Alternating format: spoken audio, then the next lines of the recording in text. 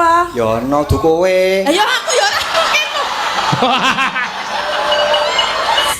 Piye ten? Wah. Ora masuk. Ora masalah kuwi. Suaramu lho piye ten?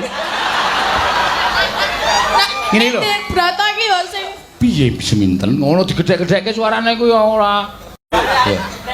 Iku sik jare ora masuk kok iso ngadeg.